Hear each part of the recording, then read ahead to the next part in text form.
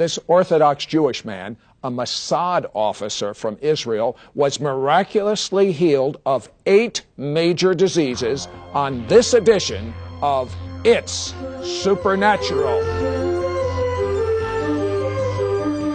Life after death experiences and angelic communications are on the increase. Terminally ill patients whom doctors have given no hope are unexplainably cured. People are being mysteriously protected from natural disasters. Sid Roth, your investigative reporter, examines this invisible world on It's Supernatural.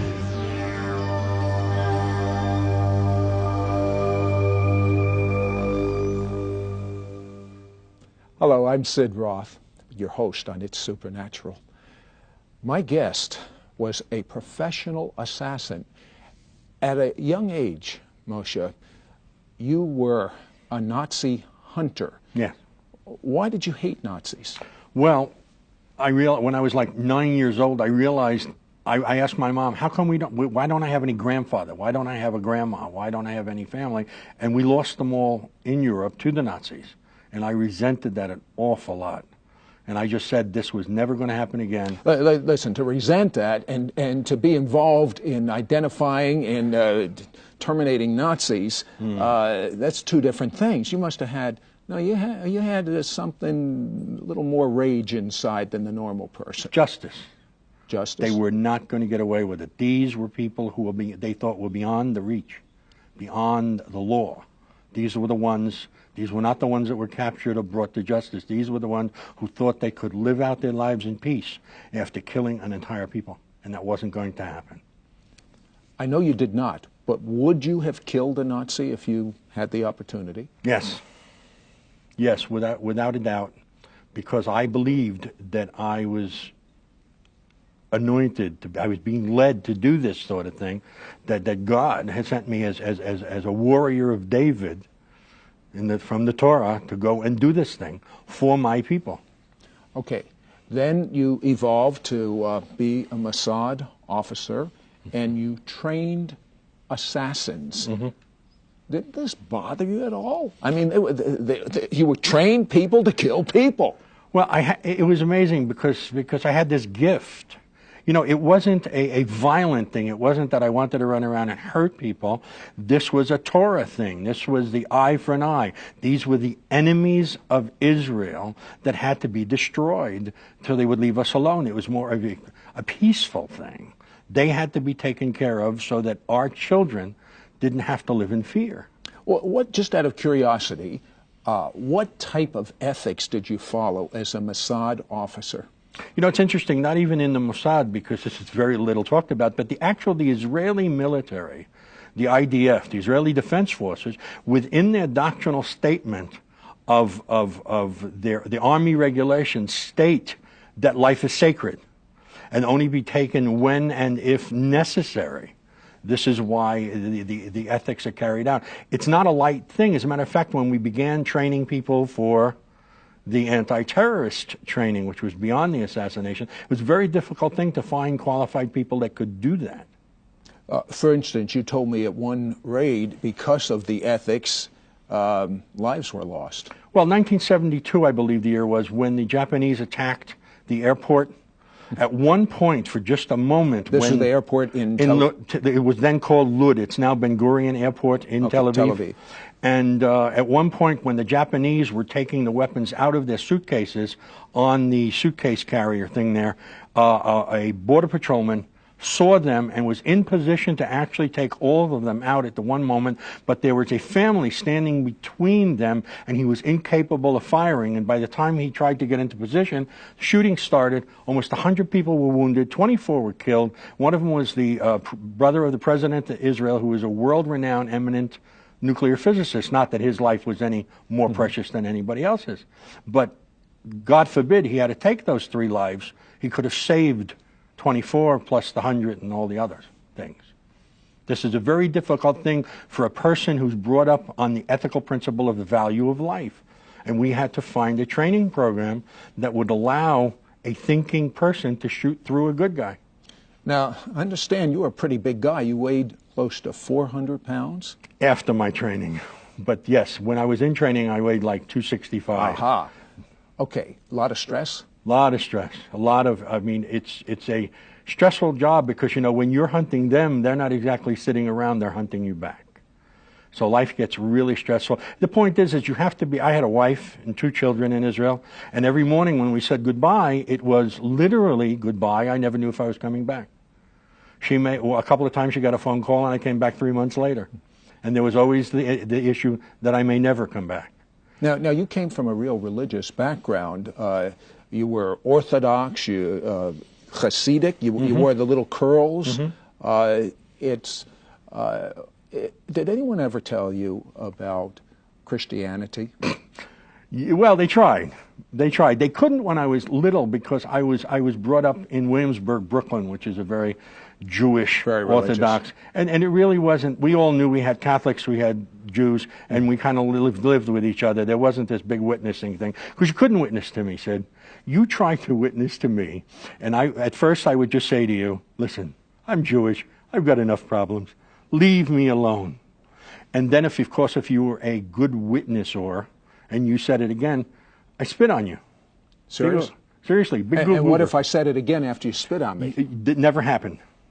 I never got violent, but I mean, listen, when I stand up, I'm 6'3", and if I just spit on you, would you want to talk to me about anything? I understand, but guess what happened? He heard an audible voice that revolutionized his life, and he is a new type of military warrior.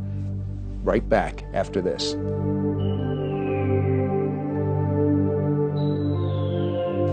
We will return to It's Supernatural right after this.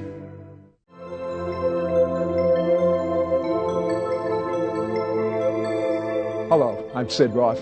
My guest, Moshe Laurie, former Mossad officer. Well, Moshe Laurie, the pressure was really heavy. And he came to America, I guess, for a little rest and relaxation. And you tried to make a little money on the side.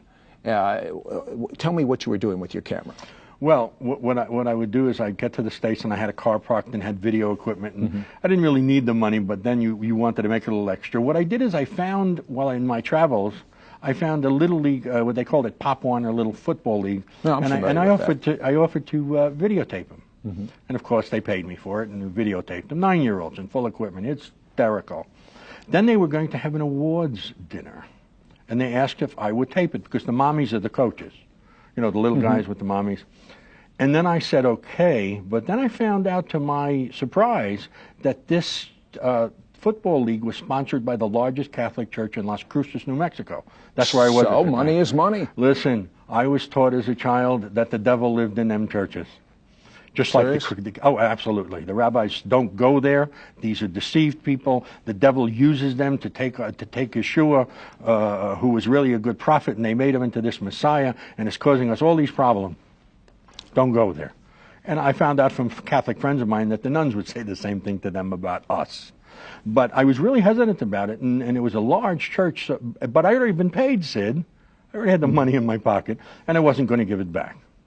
So I went to talk to the priest. And I said to the priest, listen, I'm coming to do this filming. But if you start any prayers before I get to film, the mommies aren't going to get their tape because I'm leaving. I was nice about it. And then we did that. I didn't know also that it wasn't only the largest Catholic church in town. It also had a kindergarten through 12th grade school. It was a mandatory assembly. I walk into this place early, and it was like 9 o'clock in the morning, and it was 4,000 plus people sitting there. I almost died. Here I am. Wait a second. You're a professional assassin, a Mossad officer, and you just can't take some Catholics, some Christians? I wasn't worried about the Christians. I was armed. I was worried about the devil. What do you mean? Wait, what? You were armed? Oh, I always carried a weapon. Until I left Israel because of things we're going to talk about, I was always armed. There was always a weapon on me, around me, near me, because I never knew. But you were afraid of the devil. Why? Because the devil lived there. I wasn't supposed to go where he was. And maybe you had a little fear that God wasn't happy with this? I didn't really know. This was just an instinctive thing that you're taught since childhood. You don't go in these places. So you're in there, you're trapped, you're paid in advance. What happens next? I go all the way in. I'll go off to the side. I won't talk to anybody. I'm just doing one of these numbers. I go in. I can picture you. Oh, yeah. I walked in. I got as far over as I could in the corner. I wouldn't even set up my tripod because I was afraid if I had to get out of there quickly, I didn't want to lose my equipment. I started videotaping, minding my own business, Sid. And I hear a voice all of a sudden. Are you used to hearing voices? Not back then, I wasn't. Oh, no. First time? First time that I heard one audibly. I always waited to hear Audibly or inside? I thought it was audibly. I heard this voice as someone clear spoke as to you you. hear What it. did they say? It said, "You can serve the Father through me. You will serve the Father through me. For I have come in his stead." Can you hear that? You can serve the Father through me. You will serve the Father through me. For I've come in his stead. And Sid, I started crying like a baby. Big hero, armed. I started to cry because at that very moment, I think I may have mentioned to you when we were talking that I've been waiting all my life for the Messiah to come. All my life, since I was a little boy, because this is what we wait for. And all of us, sure. At Passover, we want Elijah as he's going to come through the door. Right. And could this be the Passover the Messiah will come? And I knew at that very moment, I knew that not only was that the Messiah, but it was Jesus. It was Yeshua. Not the one I really wanted to be the Messiah, but I knew that I knew. And you know, people have asked me over the years, how did I know? Well, I can't even tell you today how I knew, but I know, and I don't care. Okay. God speaks to you and says, repeat that, what did he say? You can serve the Father through me. You will serve the Father through me, for I have come in his stead. Listen, you're not like a secular Jew that had no education. How much yeshiva school did you go through? Altogether, as an adult and as a child, 21 years. Of yeshiva. Yeah, and because of my security background, Sid, if that wasn't supernatural, I'd have taken that camera apart to see who's playing games, who planted the tape recorder. All right, you get this audible voice tells you should serve Jesus. What do you do with this information? I finished videotaping. Remember, I walked in there all surly and hiding. Right. I walked out, I got the equipment back up. These people thought I was crazy. I got this big grin on my face. I'm walking out trying to shake these people's hands. And they don't want nothing to do with me. They think I've gone completely nuts, that I must have taken some drug while I was in the corner videotaping. What I really needed to do now is find out what I was supposed to do. I had no clue. The only thing I knew about Christianity was to refute it. I'd been trained as an adult how to come against. How were you trained? Who trained you? The last place I studied was in Esha Torah, a yeshiva in Jerusalem. It's the flame of the Bible. And senior students and first-year rabbis were trained on how to refute the New Testament. We carried plastic cards. No, it isn't John 3:16. It's Joel. We had it all set.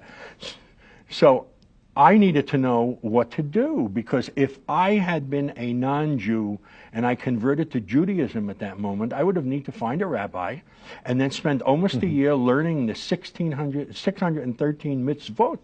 So I was running around that whole day. I didn't want to deal with the Catholics. I was brought up with Catholics. I knew that this was the Messiah, but I wasn't still sure about these people. You know what I'm curious? What? Your wife, your children, Israelis, how did they handle this? Not well.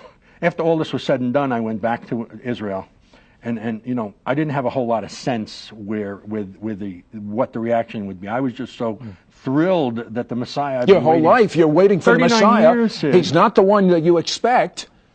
I go running back. I arrive. My best friend shows up at the house. He's also involved. I say to him, "The Mashiach has come," and he goes, because he was also religious. He goes, "Where?" And I say, "Listen, it's Yeshua. It's this Jesus guy. He's been here 2,000 years, and we blew it." He gets very quiet, and he says to me, "Moshe, I got to go for a minute. I'll be right back." 16 years, he hasn't come back yet. They divorced me against my will. Your wife? My wife really didn't want it, but she's Iraqi. She comes from a very old family, very involved in security since like the early 30s.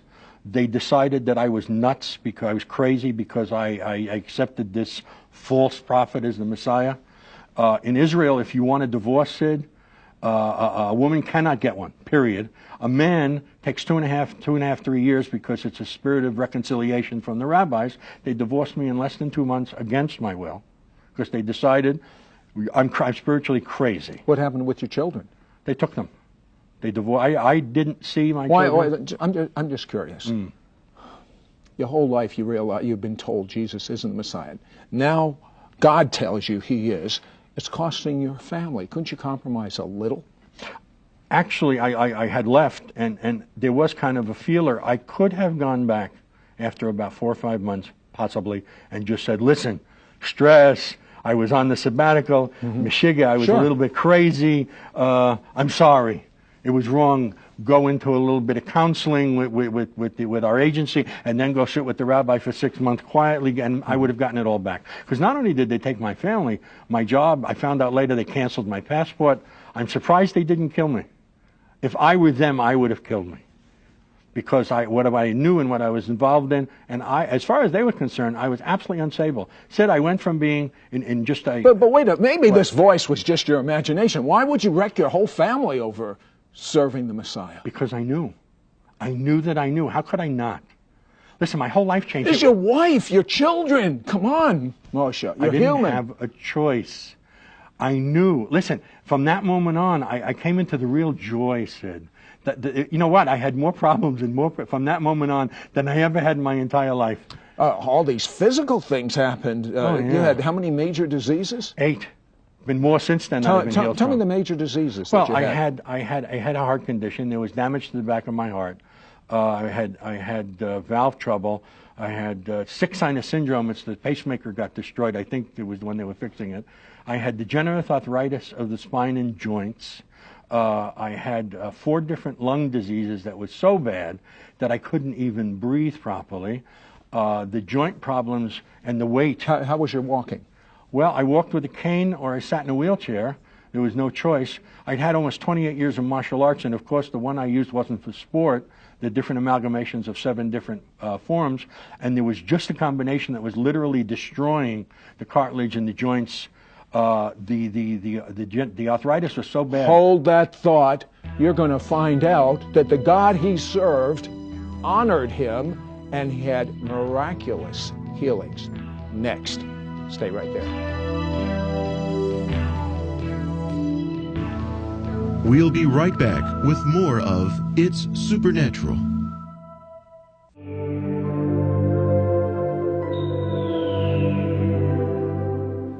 Hello, Sid Roth with my guest, Moshe Laurie. Moshe was a Mossad officer, a professional assassin. He hears a voice that tells him what he didn't want to hear. His whole life as an Orthodox Jew, he wanted the Messiah, but he finds out that it's the Jew, Jesus. His wife, his 2 children, leave him. They want nothing to do with him. Then things get even worse. He has 8 major diseases. Could the doctors cure your arthritis? Oh, no. What type? Tell me how bad the arthritis was. I had degenerative arthritis of the spine and joints so bad, said I couldn't pick up 10 pounds. If I tried to pick up a loaded briefcase, I would scream from the pain. Today I can pick you up. I don't want you to try. How was your walking? I couldn't really walk well. I mean, I had to walk with a cane. I had huge pain. It was almost impossible. I rode in a wheelchair. When I go to the supermarket, I'd take the motorized carts. They thought that in 91, they thought that I wouldn't live out the year. I was taking 12 medications 3 times a day. And this is what was going on. Tell me what your prognosis was for life. I was supposed to be dead by the end of 92. They said that I would not live out the year because the heart was deteriorating, the medications were interacting on themselves, they had just nowhere to go. The lungs were getting worse. They inserted a pacemaker. The pacemaker was on demand. So Moshe, you're following Jesus. You lose your wife. Between you and me, did you love your wife? My one true love. I mean, not my one true love because God has replaced it. Obviously, but this was my love. You love your children? Yes. Yes. Must have been hard. It was difficult, but he took care of it. Okay. But now you have all these physical things wrong with you. You're crippled. You're not good for anything. Between you and me, you really think this Jesus is real? I don't look very crippled today, do I? No. Right. 1992. Listen, I got the medical reports right here, and you were a mess. Dying. You know, there's no cure for arthritis. No. Yes, there is. Today there is. What? Yeshua. You also have the report in there that says that just a few weeks ago, they did a scan for bone, and the doctor found, the foot doctor that was doing this didn't know my background and said, I'm sorry, I want to tell you that you have a little bit of arthritis in your shoulders. And I said, doctor, are you sure? I said, what, anything else? And he said, oh no, the rest of your body is, the bones and the cartilage are in perfect shape. What kind of test did they do for you? It was a gamma ray test. They took the blood and they got the white corpuscles and they put radioactivity. So what happened to the arthritis in the spine and that was making you on a cane and wheelchair and the knees? What happened to all that? He healed it. Lord said, I can put my heel in my You're belly. not taking these super nutrition things that are supposed to relieve the pain? Nothing. Nothing. I mean, I do herbs and vitamins, but it has nothing to do with this. It's gone. The Lord healed it. God healed this because he promised. And I asked him. I had no choice. Listen, if I was willing to give up my children, my life, my country, why wouldn't I turn to him? I went and said, you said, supernaturally, you said you would heal me. And he did. They can't find any of the diseases anymore, Sid. They can't find any of it. And you know what? He's also establishing my children. What do you mean? I hadn't seen my children in 15 years. And I went back to Israel on a tour, and I reestablished myself with my daughter, found out that she got saved. My 23-year-old daughter is a believer. My former wife doesn't want to hear it, but she is a believer. She's coming to be with us for 6 months very soon. He replaced the wife, my true love, with another true love, a believer. He reestablished that. He saved my 82-year-old mother before. How? How does an 82-year-old Jewish woman turn to Jesus? Oi, I heard that I should go tell my mother about Yeshua. And the last thing a good Jewish boy, I don't care how old he is, wants to tell his mother is something she doesn't want to hear. But I went, and I didn't just walk up and say, Jesus, she'd have probably smacked me. I walked up and I began to tell her about the changes in my life. I'm not hunting people anymore. Even though I did it for Israel, mothers don't approve of that. And she knew a little bit about it, so she was not happy. What she said to me at that moment, I was really afraid. I prayed, I went, I said, as big as I am, and my mother was very little. And she said to me, you know, Moshe, any God who can change you from doing what you were doing back to teaching Torah has got to be the God. And I said, Mama, he can be yours too. You want him? She said, yes. I almost fell over. And we prayed. And she lived for 3 years happy, of sound mind. Moshe, you were consumed with destroying the enemy. Sounds to me like that same thing that was all-encompassing now is in serving God. Mm-hmm. Do you have joy? Yeah. You know what? In the work that I used to do, it was living in the pits of hell. You had to go down into the darkness. Man, what man does to men is unspeakable. Since I have known the Messiah, even with all the tribulations and the diseases and the losses and the founds, and I want to tell you, once you get on God's list and get off the devil's list, he tries to get you back. Works very hard at it. But the joy of the Lord is my strength. I am happy. I am healthy. Even when there are tribulations, the joy is I can't really explain. How can I explain? And I want to tell you something. I'm still an assassin. You are? Yes. You didn't change? I changed. Except I don't hunt people anymore. What I hunt now is evil. In the name of the Lord, by his word. Now, there is certain evil called diseases that God healed you of, and I've got the records right here. Yes. I mean, I've got the medical records.